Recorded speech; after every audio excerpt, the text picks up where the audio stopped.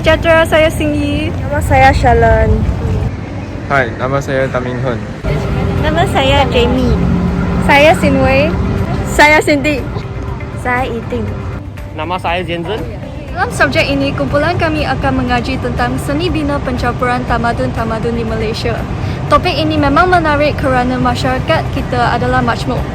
Jadi, bangunan-bangunan bersejarah juga mempunyai seni bina yang mencampuri tamadun-tamadun seperti tamadun Melayu, tamadun Cina dan tamadun India.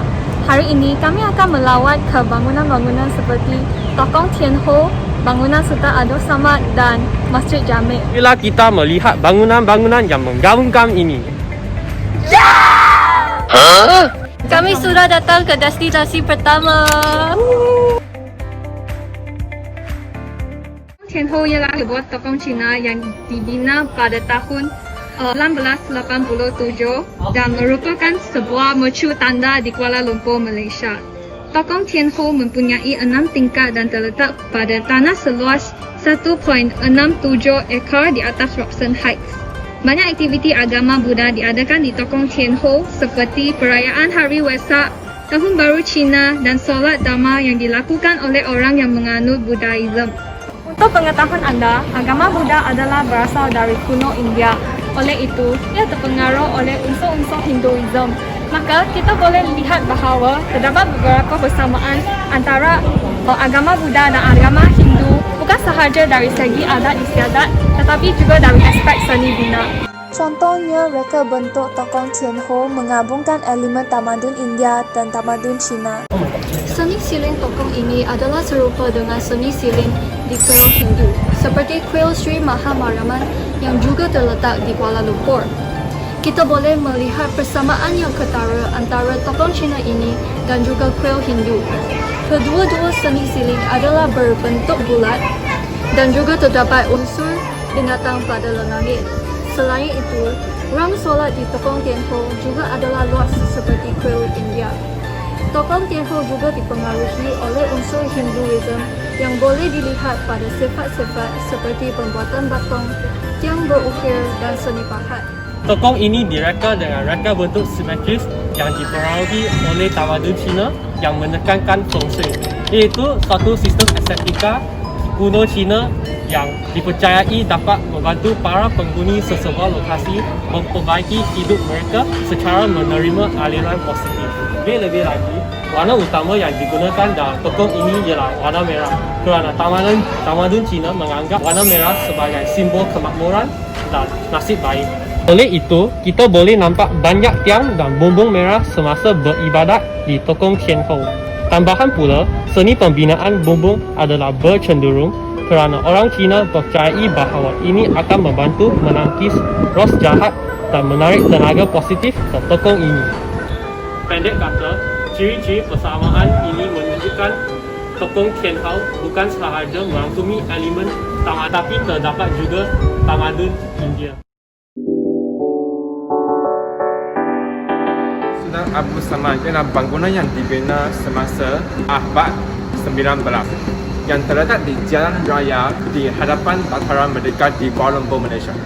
Bangunan ini siap dibina dan digunakan pada 1857.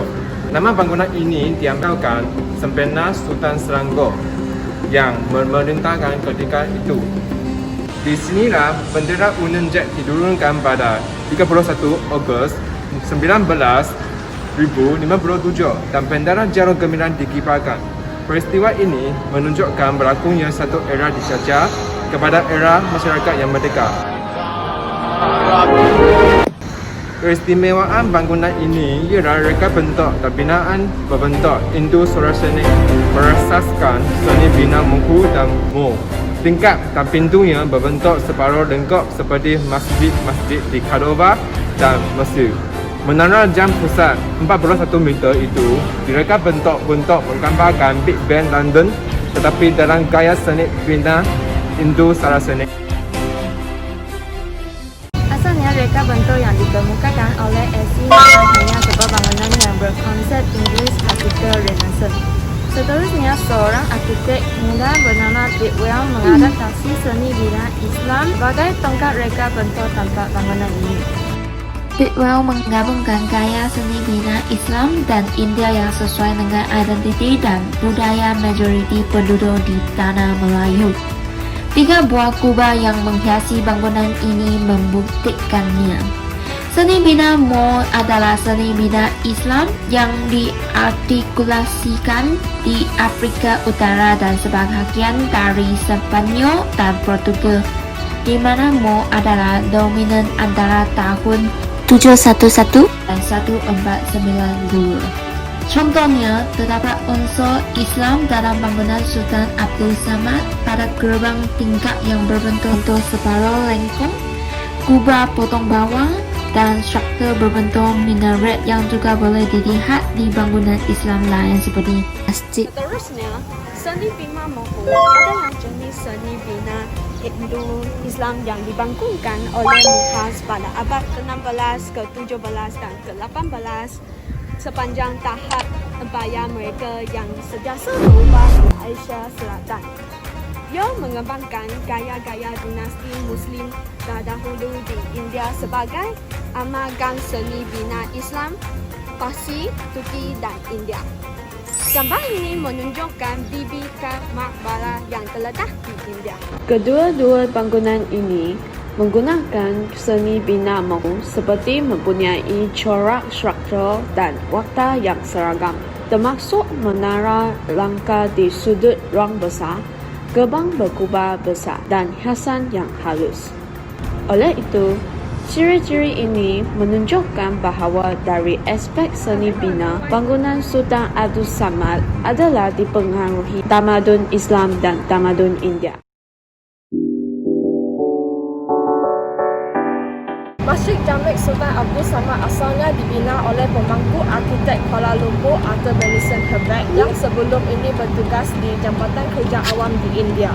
Pihak British membina Masjid Jamek berhampiran dengan pusat pentadbiran iaitu bangunan Sultan Abdul Samad di seberang Sungai Tombak. Masjid ini memudahkan kaki tangan kerajaan beragama Islam mengajarkan solat 5 waktu dan solat Jumaat yang menjadi sebahagian daripada mercu tanda Kuala Lumpur sebagai kota kebudayaan Islam. Reka bentuk masjid ini adalah menurut tata raja tradisional India Utara dengan dewan solat terbuka ke arah laman tertutup atau san. Masjid ini diapit dengan 2 menara dan beberapa menara lebih kecil. Kubah berbawang di kemuncak Dewan Solat dan di kemuncak menara menyerupai seni bina Mughal seperti bangunan Sultan Abdul Samad. Pentadbir British ialah pihak yang mula membawa kubah di bangunan-bangunan di Malaysia. Sumber inspirasi mereka ialah bangunan-bangunan Mughal di India. Masjid Jamek menggabungkan unsur Moor dan Mughal. Selain itu, belang merah dan putih dinding dapat dilihatkan di Masjid Jamek di Sepanyol. Di samping itu, ciri-ciri Masjid Moor dapat dilihatkan dengan gerbang bertiang yang berbentuk berpetak di Masjid Jamek. Oleh itu, dari aspek seni bina, reka bentuk Masjid Jamek adalah dipengaruhi oleh tamadun Islam dan juga tamadun India.